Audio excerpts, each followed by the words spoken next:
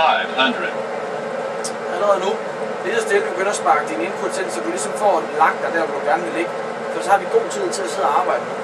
Vi sidder og justerer vores center ind, vi kan sidde og justere næseretning. Vi får ligesom føling med, hvor meget skal vi have lagt ind.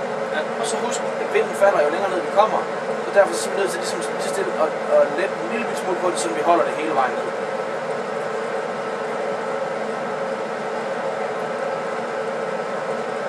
Kom lidt mere ben i, og så lidt mere højre vinkel. Sådan der, ja. 100. Lidt mere ben.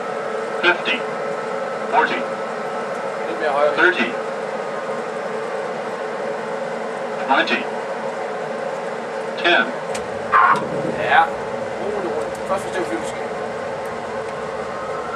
Sådan der. Meget bedre. Meget bedre. Du mærke forskellen, at du havde faktisk lidt mere styr på den, da du kom ned. Du fik næsen mere ind på banen, som ligesom i baneretningen. Ja. Det der er vigtigt, det er, selvom vi laver krydsøgslandinger, selvom vi skal have stoppet flyvemaskinen, så er der ikke noget, der er vigtigere, end at få styr på flyveren først. Ja. Så må vi trods reverse, reverse. Det vigtigste, det er, at vi får sat den ned, og vi får næsen ind, så vi kører på centret ind. Ja. Vi vil ikke se andet, når vi kører på centret ind. Det skal være, at vi kører sådan dok, fordi vi ligger og kører ovenpå lysene. Ja. Så sørg for, næsen ind på centerlinjen, og så kan vi bremse og reverse. Yes. Fordi hvis vi begynder at skulle have den ind, samtidig med at vi bremser og skal trække reverse, det er noget værre roligt.